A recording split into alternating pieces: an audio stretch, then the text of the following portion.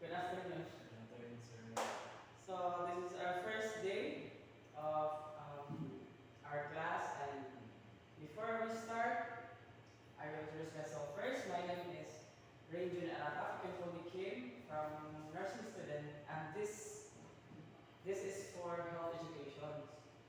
So first thing first, how are you, sir, today? I'm good.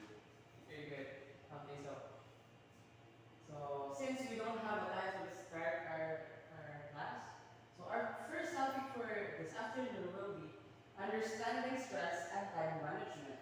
Managing stress for a good life. So, what is stress? So, yun yung una natin i-identify according sa na-interview kita before according to our situation. So, let's define first what is stress and how the stress affects physical and mental health. So, it says, stress is the body's natural response to challenges or demands, known as a stressor. These can range from everyday pressures, life, work deadlines, to significant life events such as the loss of a loved one, loss of a loved one, while short-term stress can be motivating and protective, prolonged or chronic stress can negatively impact both physical and mental health. So that's how stress affects our physical, not just for our physical, but also the mental. Like what it says there. Um, we are scramming, or we are cramming for our some activities or deadlines of the requirements, and we also got the pressures from other for different people. For example, like your parents, like for example, your parents is graduated from medical line, and your parents want, and you're planning to take college, and then your parents want you to take nursing, but that's not your plan. You want to take engineering or education. So like there's a little bit pressures there, or pressure or stress, because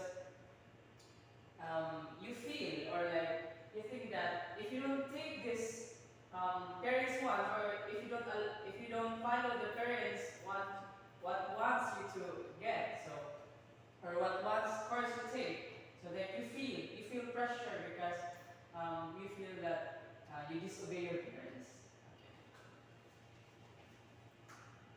So how stress affects health? So in terms of physical health, from the cardiovascular system, chronic stress can elevate blood pressure and increase the risk of heart disease and stroke. So, ibig sabihin pala, one of the causes ng mga stroke dyan, or something like high blood pressure, is because of the stress.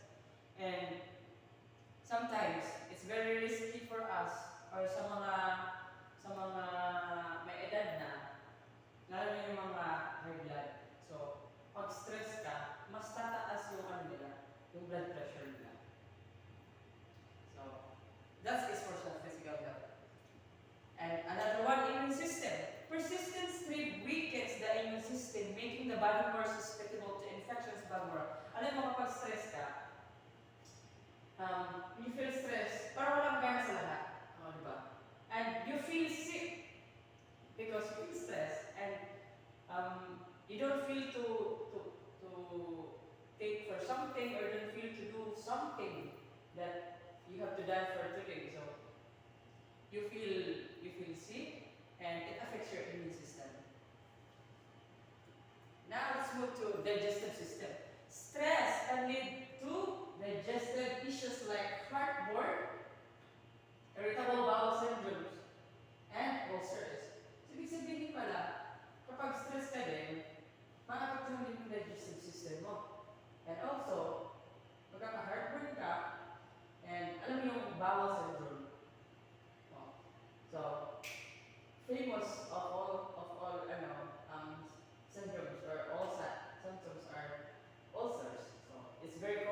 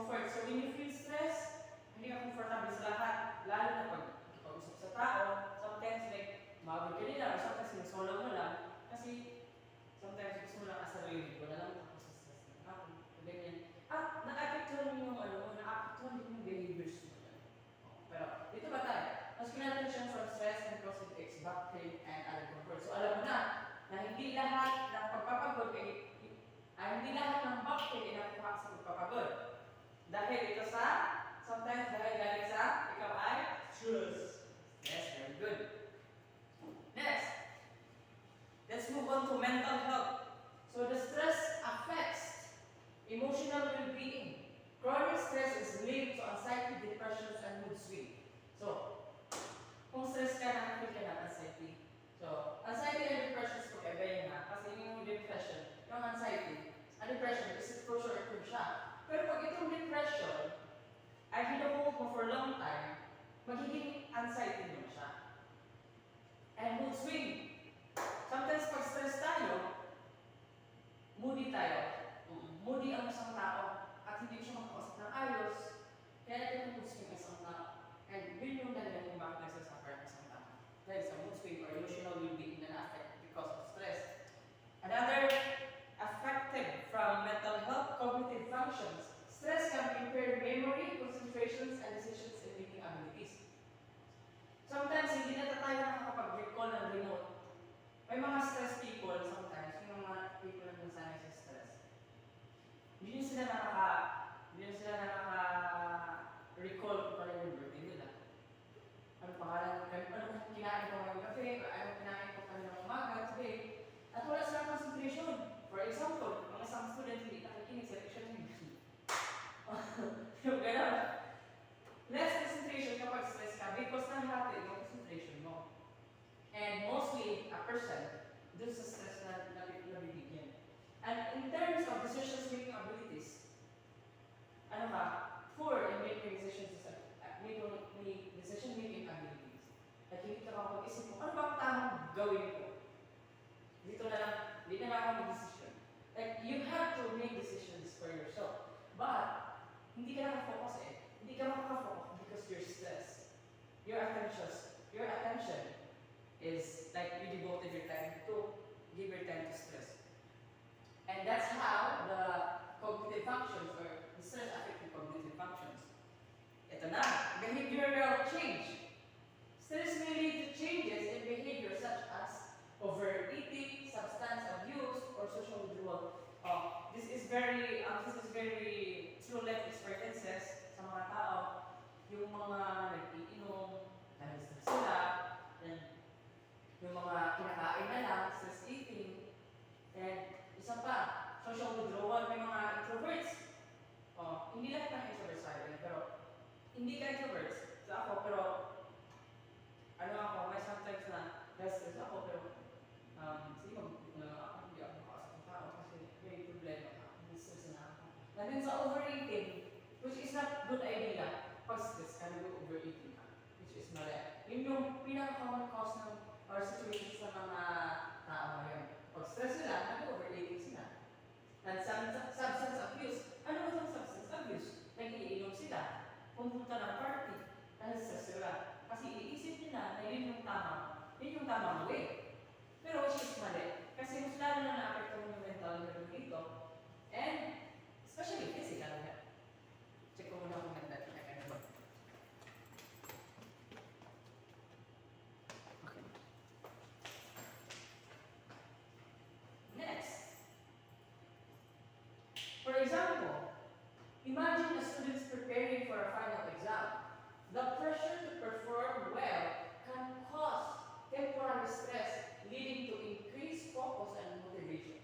However, if the stress becomes overwhelming and persistent, it can result in anxiety, sleep disturbances, and physical symptoms like headaches, affecting the students' overall health and academic performance. Alam mo yung mga students na nag-pressure sila, nag-aaral sila, at yung ibig niyang sabihin, leading into increased focus and motivations.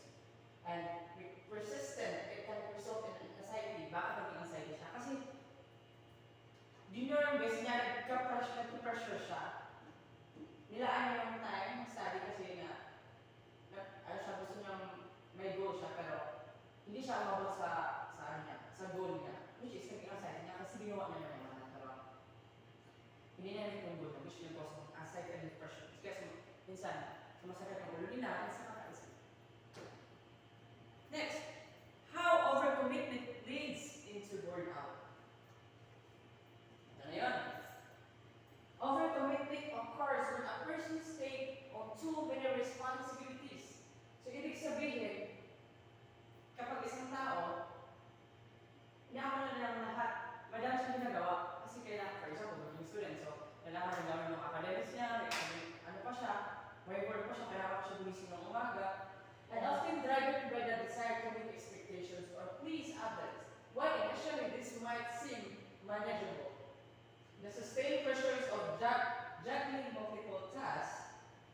without proper rest can lead to burnout.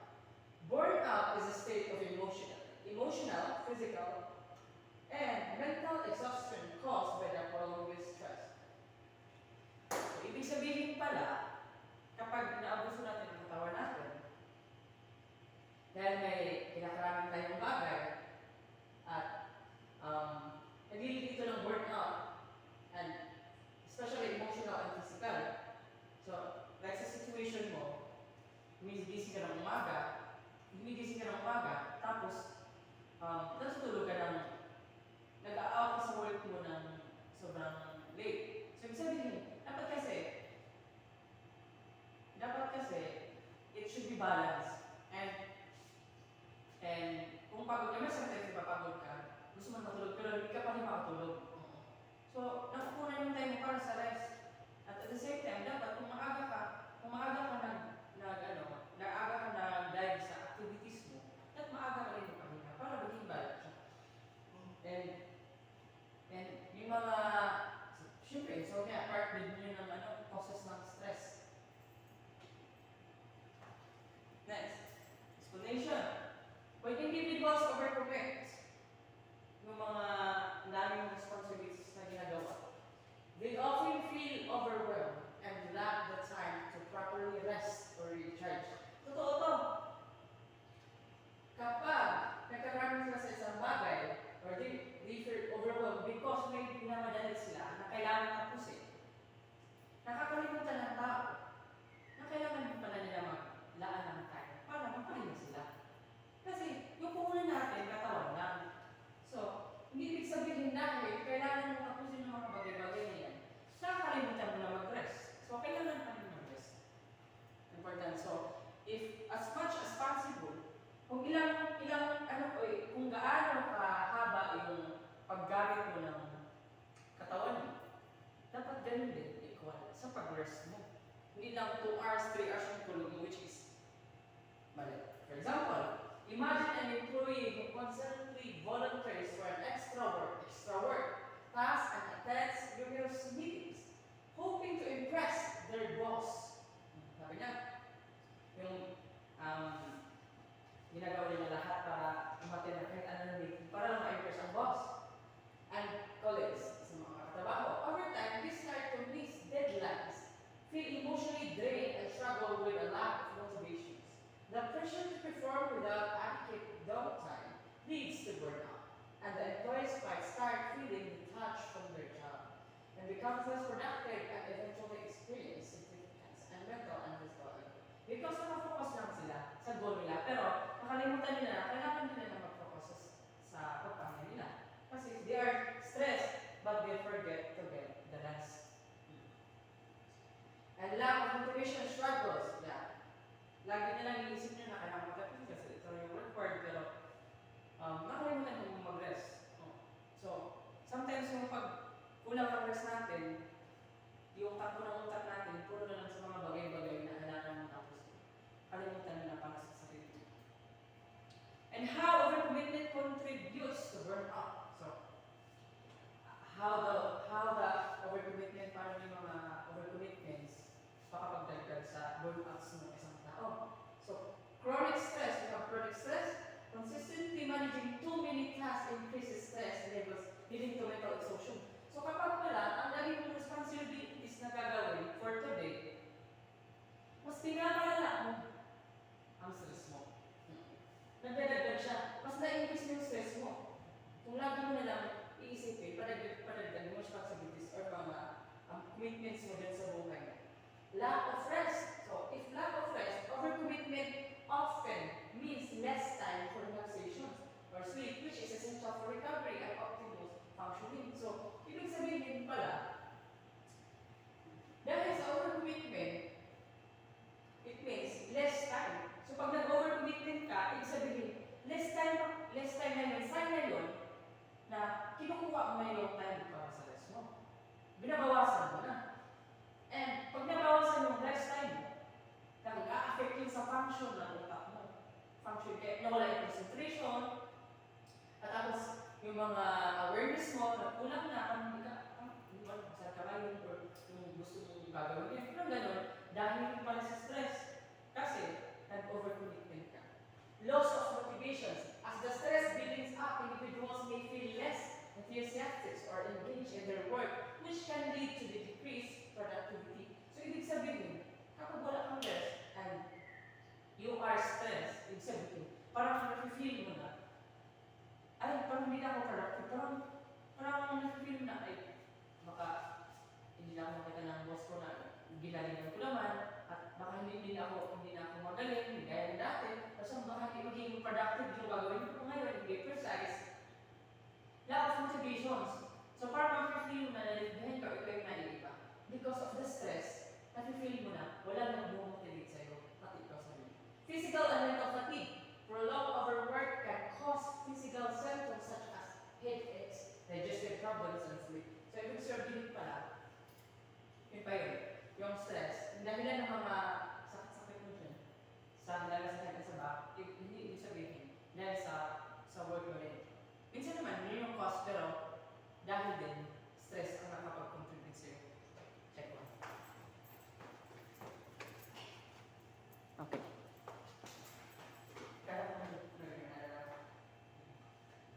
Introduction to time block and prioritization. Na, sabihin dito, ito na yung mga parts na kailangan mo rin mag-budget boundaries para ano mo naman sa time, mag-rest. What is time blocking? Time blocking means dividing your day into blocks of time, where each block is focused on one task or type of work. So, ibig sabihin, may naka-focus, naka-block siya kasi, for example, ito na tayo kailan ako magagawin. Tapos hindi mo natapos yung umaga. Kaya sa time gusto ko na mapahinga, pero may times ba na sasabihin mo na gusto ko na mapahinga ngayon, pero hindi ko kasi tapos ang promise ko. Yun na yun. Time blocking. What is prioritization? Prioritization means doing the most important task first before less urgent ones. So, ibig sabihin pala, yung dapat mong gagawin sa prioritization, dapat yung most importante before yung mga hindi importante. So, kung may plan ka na gagawin din, dapat uunahin mo. For example, may plan ka na, may gagawin ako. Kaya nakatapos ng requirements ko. Pero kung gusto mag-laro ng basketball, o inuna mo yung basketball, so saan mas importante? Eh, sana, after nung natapos mo ng requirements, nakapag-basketball ka, at least pag nalaanan mo yung oras ng basketball, eh, wala na problema yung birthday, anong assignment. So, ibig sabihin, after mo basketball nun, tapos napagod ka, sa tingin mo magagawa ko yung assignment mo? Hindi. Simple example. Kung plano mo 8 to 9 a.m., mag-study ka, exam. Ano priority siya? High. So, high siya kasi study. 9 to 30 a.m., break and walk. So, ibig ko na sabihin, isang oras lang para sa study, hindi mo kailangan maging 2 oras. You have to take time na mag-break and walk para refresh and unwind. So, hindi siya gano'ng priority. Ilagyan nila natin ito. And 9 to 30 to 11 a.m., finish assignments. So, may boundaries ka. High siya. And 11 to 12 p.m., check emails. Low. Hindi mo siya gano'ng yung mga gano'n na balance. Dapat maging balance tayo sa buhay. Next. Okay. In this activity number 1, may mga activity tayo. Connect the dots, identifying stress triggers, and matching time management techniques. So, ito yung mga stress triggers at time management solutions. So, ibig sabihin, ito yung mga problem at ito yung mga solutions. So, ikukunin mo lang siya dyan. So, number 1, too many assignments one day. Saan siya pwede i-connect? Use time blocking to space them out. Create a weekly study schedule. Set cut off time for evening and work. So, ibig sabihin, answer, saan? Assignments. Pili ka dito, saan siya pwede connect? Sa time is Pwede. Pwede. Pero, pwede din siya dito. So, create weekly study schedule. So, last minute, cramming for quizzes. Nagka-cram ka for quizzes. Ano siya?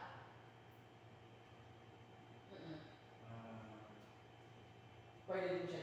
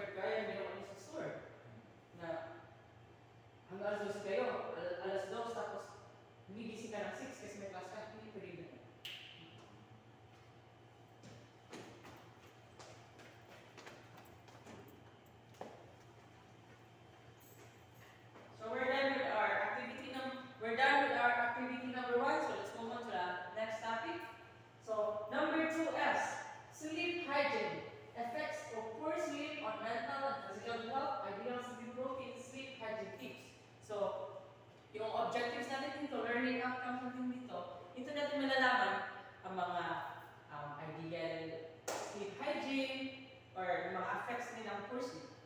Okay. Effects of poor sleep on health, mental health.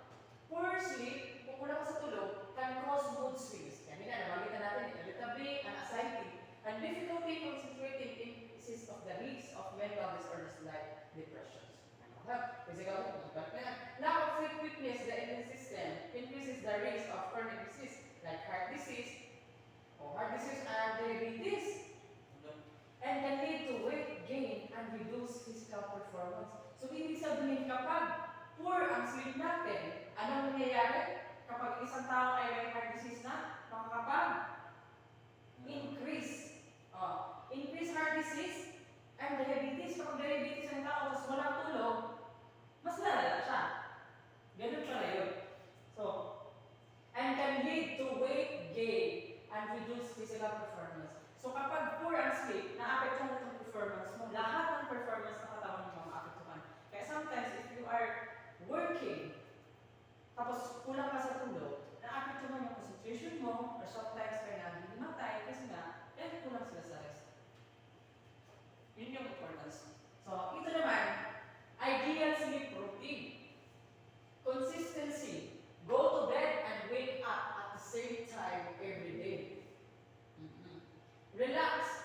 Create a calming pre-bed rituals, like for example, reading or meditations. So, ibig sabihin pala, kung magbasa-basa ka, makakatulog ka sometimes, di ba? Yung pag magbabasa tayo, kung natin alam mo nakakatulog tayo, yun pala yung best routine. Limit naps. Keep naps short, 20 to 30 minutes and earlier in the day. So, ibig sabihin, kapag nag-naps ka, hindi naman isang oras o 2 oras. Kasi naps pang afternoon or morning, ganyan, sa afternoon, mostly. Pero hindi isang oras o 2. Kaya sometimes, di ba, pag gising ka ng hapon, sakit ng ulo, di ba? Naranasan mo yan? Natutulog ka ng tanghali tapos gising ka rin ng tanghali, yung mga 4. Minsan sumasakit mo ganun. Comfortable environment. Ensure your bedroom is cool and dark and quiet. So, ito pala ang environment ng room. Kapag ang room mo ay dark, walang ilaw, makakatulog ka ng maayos. Sarang lang, bago na yung ano pakiram. Kasi nag-open ako kasi maraming ano yun. And yeah, bedroom is cool and dark and quiet. So, kasi pag mainit, hindi ka makapagpas ng tama. Sleep hygiene tips. So, ito yung mga tips ng sleep hygiene. Limit screens. Avoid screen 30 minutes before bed to prevent disruptions in melatonin. So, ibig sabihin, ano yung melatonin? Ito yung, melatonin is ito yung nasa katawan natin para, for example, ang laki ng melatonin niya or ang dami ng melatonin niya. So, ibig sabihin, para tulog siya. Hindi rin makatulog kasi may melatonin siya. At kapag ang tao ay hindi makatulog, yung mga na-answer niya, ibig sabihin lack of melatonin pala ang tawag sa kanila. Ano kaya melatonin? Ano kaya yung effect ng melatonin kapag ang tao ay walang melatonin?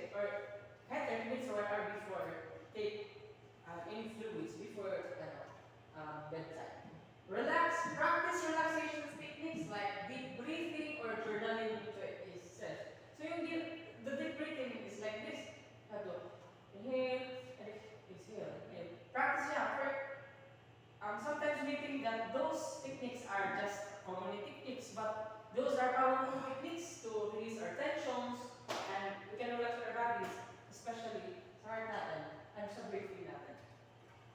Okay.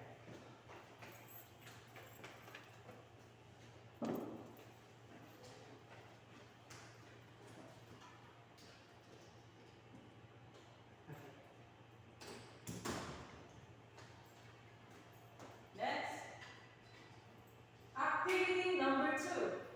Design your sleep plan. Students submit a sleep plan time and then reflect existence how it will improve their performance.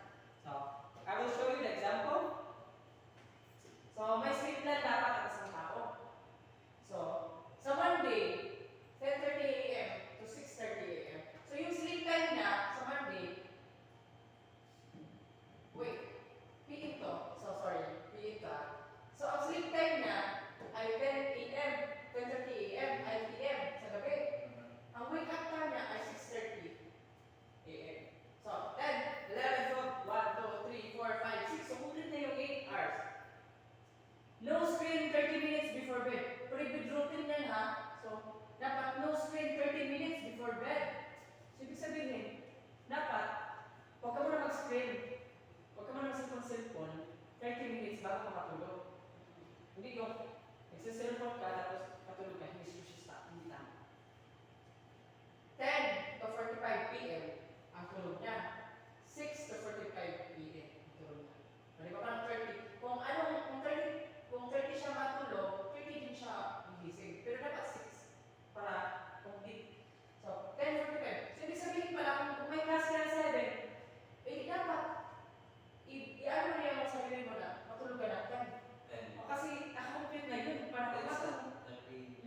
At least 8 complete. Maging wise ka. So, 6:45 p.m. At yung pre-bed routine mo, bago ka matulog, read a book. Bakit? Ano cause? Makakapagtulog ka. Wednesday, 10:30 p.m. Natulog siya. Mata siya. Gumising siya ng 6:30 a.m. Deep breathing for 5 minutes before siya matulog. Ito yung gagawin niyo. Before ka matulog, mag-deep breathing ka muna. Inhale, exhale. Ma-release mo yung mga tension sa katawan mo. Yan. And we are now moved to the number 3S, which is the sustenance. Dito na tayo sa mga foods. Number 1, the importance of balanced meal. What is balanced meal? A balanced meal includes a variety of foods, proteins, carbohydrates, fruits and vegetables, and healthy. So, example ng proteins, yung mga chicken, beans, yung mga tokwan, kanain natin, maganda yun. Carbohydrates, rice, whole grains, so kailangan pa rin natin kumain rice. Fruits and vegetables, spinach or apples, and healthy fats, avocado or nuts. What are balanced meals? Bakit importante ang balanced meals? Because provide essential nutrients. Your body needs vitamins, minerals, and energy to function properly. So, for example, ibig sabihin, if your body is lack of vitamins and minerals, your energy or your body will functions improperly.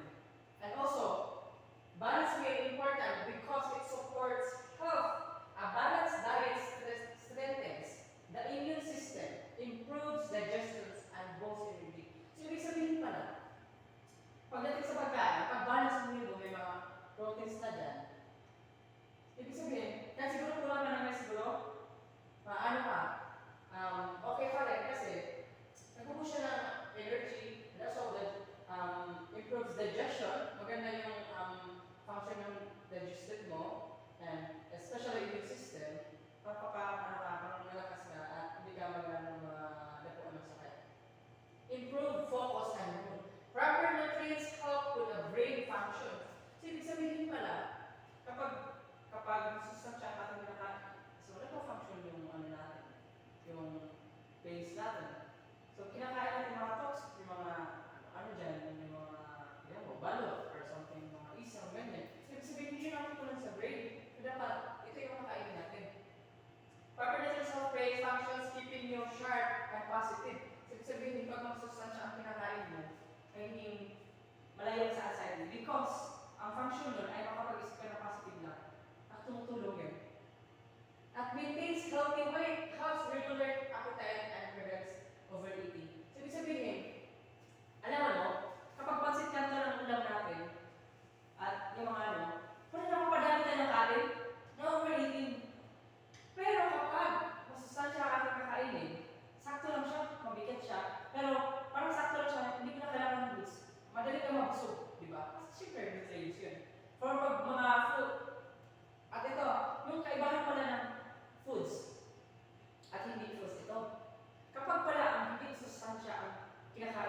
hindi siya considered as foods. For example, burger, balot. So hindi siya considered as food.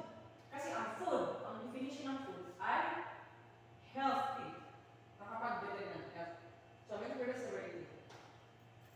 Next.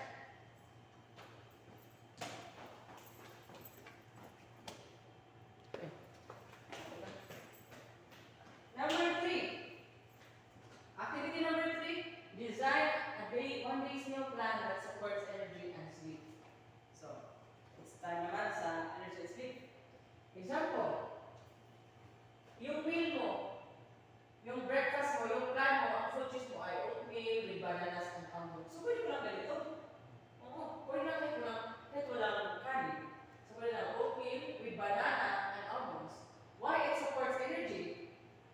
Complex carbs plus protein. So, may carbohydrates ka na. Kasi oatmeal ka na eh. And protein, may protein na. Sustain energy. Ano yan? Ano yan? Okay. Ano yan? Okay. Ito.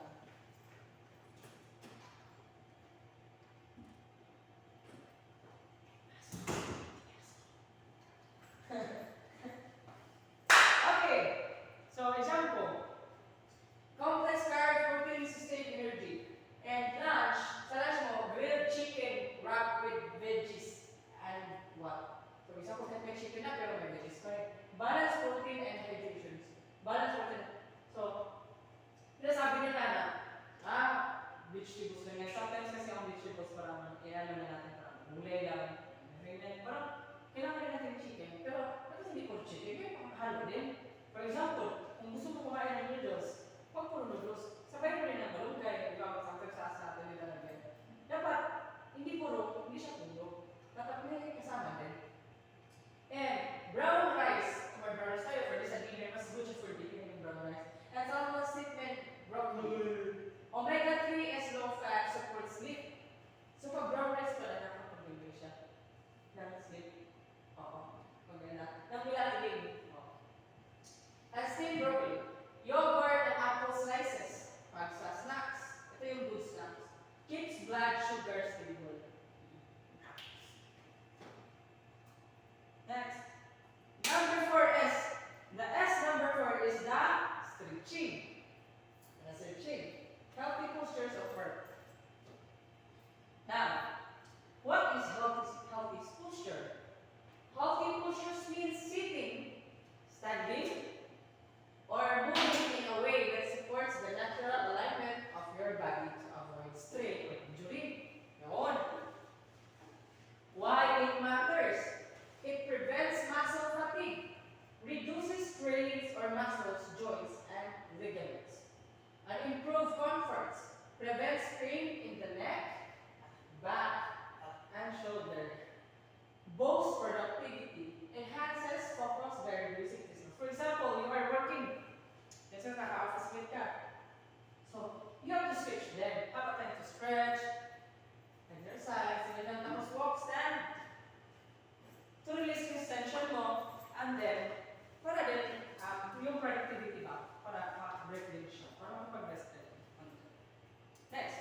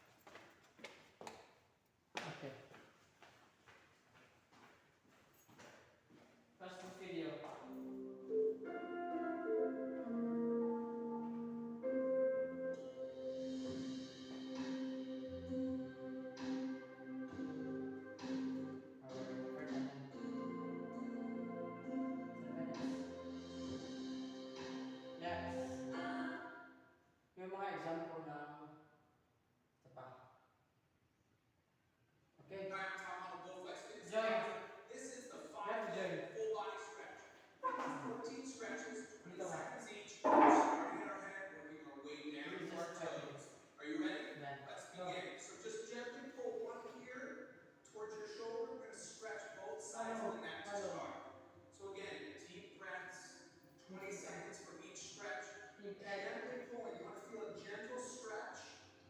About 5 more seconds. And we'll switch sides and stretch literally from the top to the bottom. Working our way down. And switch. Other hand, dropping that ear towards your shoulder. Relax your whole body. This is a great 5 minutes to do at the end of the workout. Relaxing, deep breaths. 5, 4, 3, 2. Great job. Now just pull across, gently pulling that shoulder, stretching. Tight shoulders. Nice deep breaths. 20 seconds is a great amount of time. Just a nice, simple stretch.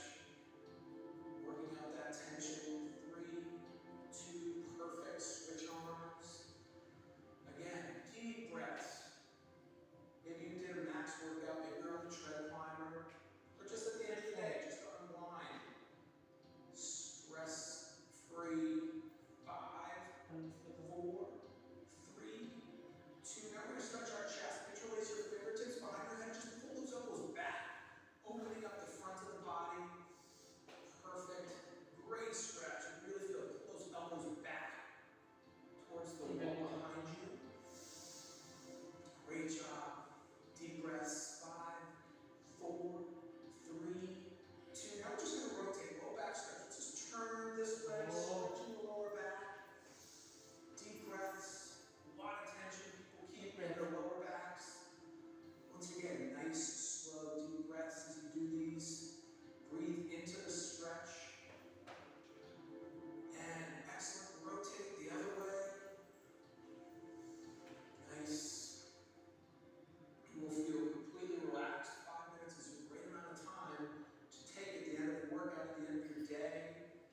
Stretching, releasing all that tension. 5, 4, 3, 2. Now we're going to take some balance. You can hold on to something. Let's stretch our glutes. Cross your leg over. Just sit back. If you have a chair or a wall, if you need to hold on to that, that's fine.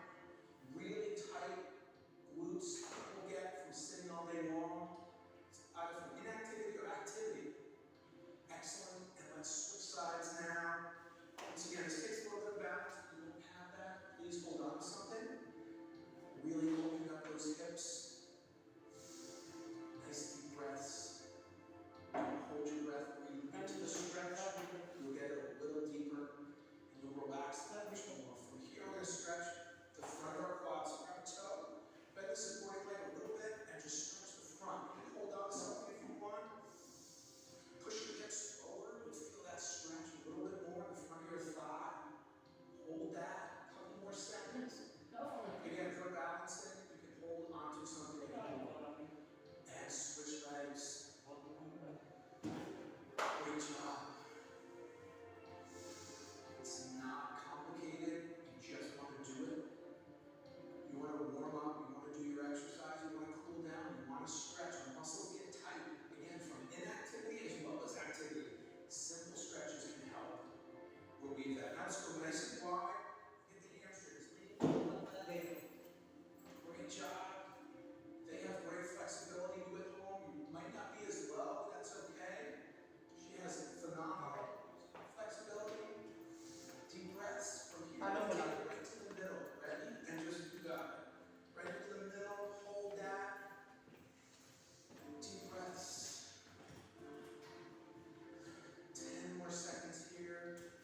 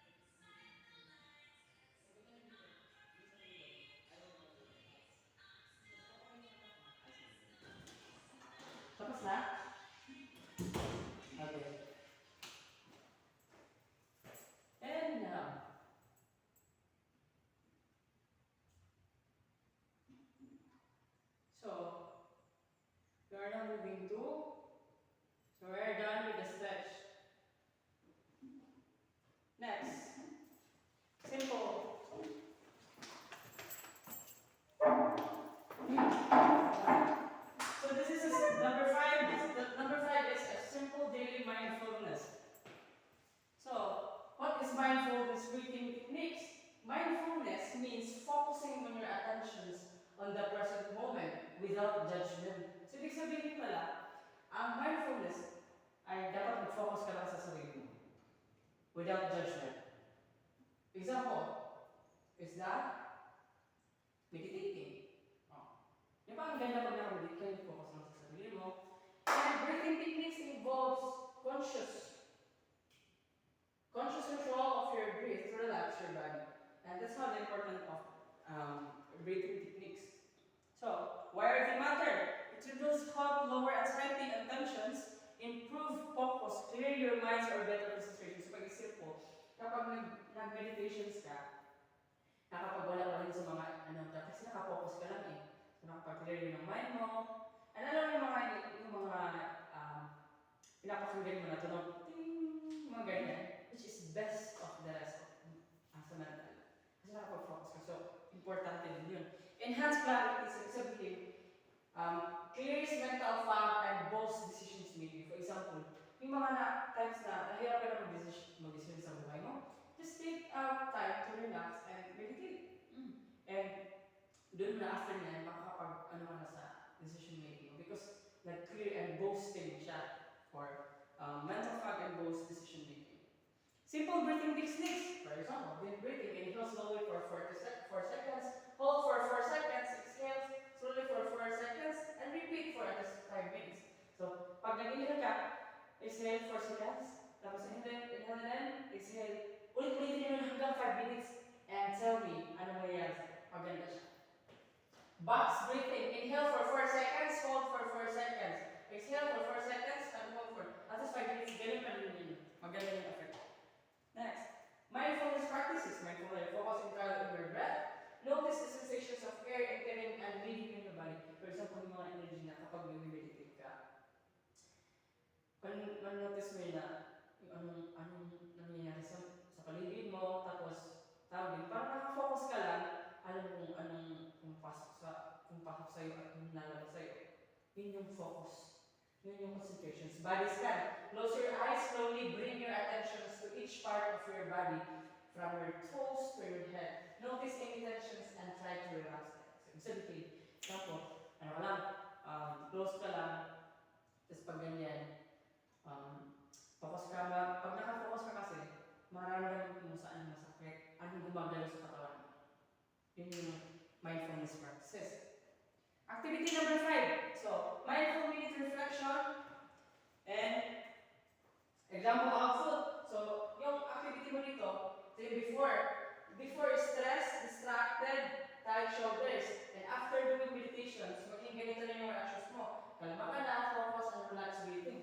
Reflection. After niyan, nagawa ka ng before. For example, reflection. Before teaching, before breathing, my mind was racing. After a minute of deep breath, so I feel calmer and more focused. So, yun yung effects ng mindfulness and meditation. Last topic. Saying no. This is one of the most important sa buhay. Kasi kailangan natin mag-set boundaries. Mastering your daily time, mapping boundaries, and balance.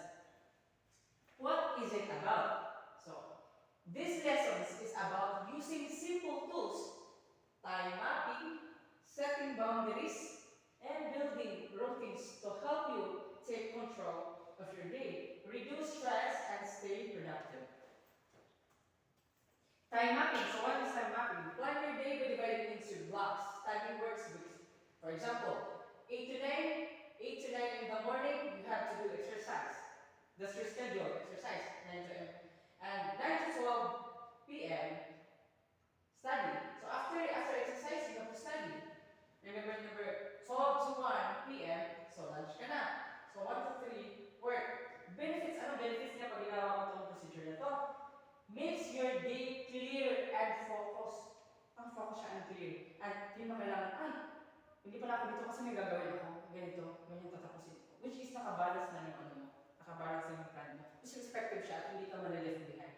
Kaya nga naman naiiwan lang tayo sa mga activity natin kasi may mga ginagawa tayong bagay na hindi naman ganun importante compared sa kailangan natin gawin. Kaya hindi tayo nakapagpasa ng requirements. Number 2, set boundaries. Have a start and end time for work or study. Say no to distractions during focus time.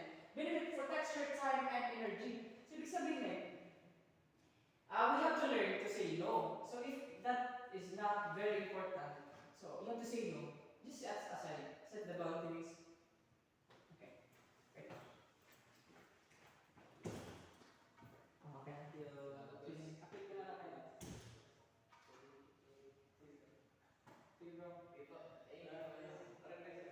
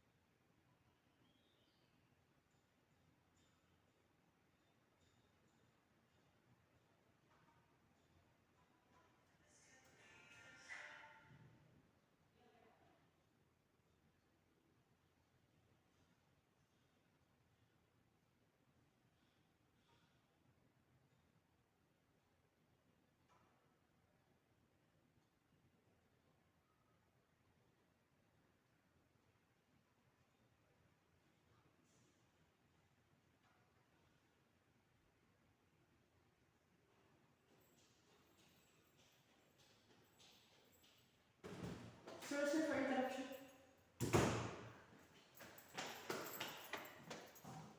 So that's our last topic. So set boundaries, have time, and add time for work silence, so you know to refresh during the time. Benefits protects your time and energy. So ibig sabihin protects your time. Hindi maapektuhan yung time para sa gawa mo requirements or time sa study mo. Hindi yung makuha ng kung ano-ano lang na hindi naman gano'n ka-effort. Build balance routines. Create consistent morning, afternoon, and evening habits. So ibig sabihin, pag nakabalance na yung ano mo, mas maganda yung approach ng functions ng katawan at hindi ka mag-feel kung ano mga nalalaman. Keeps you healthy, productive, and less overwhelmed. So less overwhelmed, less pressure. Next, activity number 6, balance living planning. Create the recipe. Ito yung maganda. Sa lahat ito ng 1 week.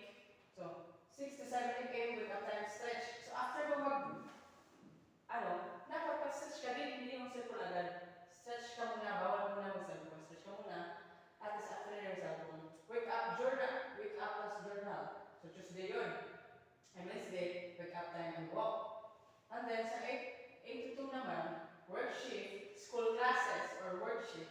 And study time, may minsan time ka pa, nap, snack, group project. Yung kaya na. And let's have the time to what's this? Okay. So I have a research from work-life balance and its impact on modern organizations. So abstract of work-life balance. So work-life balance has become a critical aspect in modern organizational management, drawing attention from human resources professionals who play a pivotal role in shaping workplace policies. This paper provides a comprehensive review of the concepts and its impact on contemporary organizations, emphasizing the role of human resources. And the technological advancement, globalizations, and changing social expectations influence employees' perceptions and their professional and personal views. And then further introduction. In an ever-evolving landscape, modern organizations, the pursuit of work-life balance has emerged as pivotal concerns, reflecting the dynamic review. So in this situation, this is what we call work-life balance. So ibig sabihin pag work and life balance, so dapat hindi puro work. Dapat magdaan kayo ng time for your life. So if for your life, rest, and rest. And dapat it should be balanced. From meal sa kinakain mo, number 1, let's recall. Number 1, ano yung number 1? So which is day. So, yung number 1 na S natin, ano yung number 1 na S natin? Number 1 S natin ay stress. Paano yung level ng stress? Dapat hindi too much commitment. Kung madami kang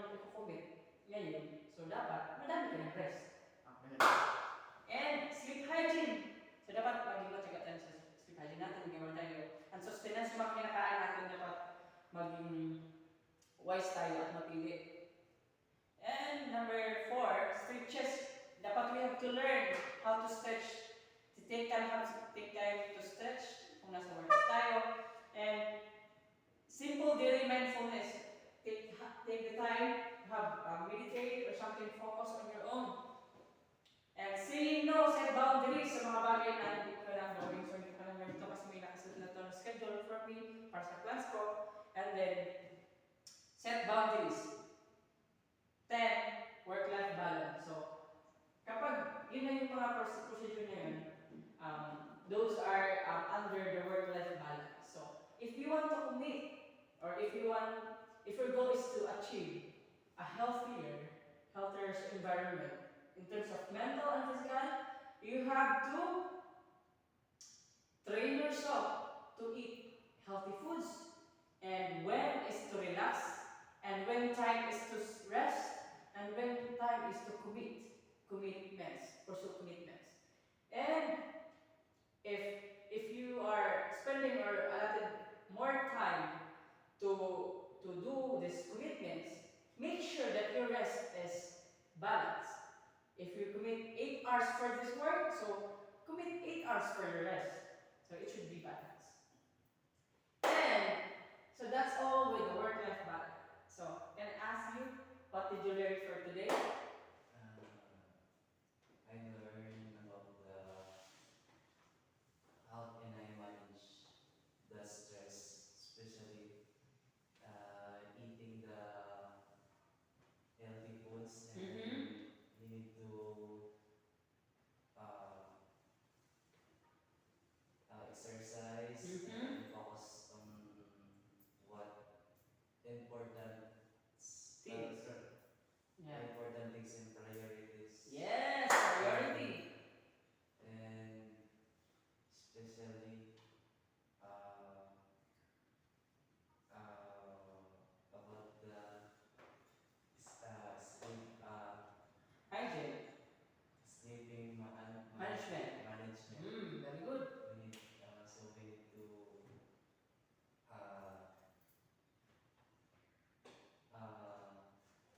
settle. We need to balance it. We need to balance. So before you sleep, So you don't have to do the screens, yeah, cell phones. yeah, Exercise. exercise. And let's recall what's if the people or if the persons is lack of sleep or struggling with sleep. So ibig sabihin, lack of letter M, melatonin. Melatonin. Kapag healthier naman siya sleep niya, mas madali siya makatulog, meron siyang melatonin. Kasi ang melatonin ay yung pakatulog. So those are the stress. Signs and symptoms. Pero hindi na kailangan ng gamot. Mga nakasakit tayo na kala natin, kailangan pa na ng pero simple exercise lang pala, simple saying no lang pala, simple lang pala na ito gagawin, breathing, ganyan, exercise. Yun lang pala. So hindi lang kailangan ng gamot. So that's all, B. Hopefully may natutunan ka. Yes. And thank you so much. Hindi na pala kailangan ng joke. Thank you, Lord. Isang oras din, ano ba yun?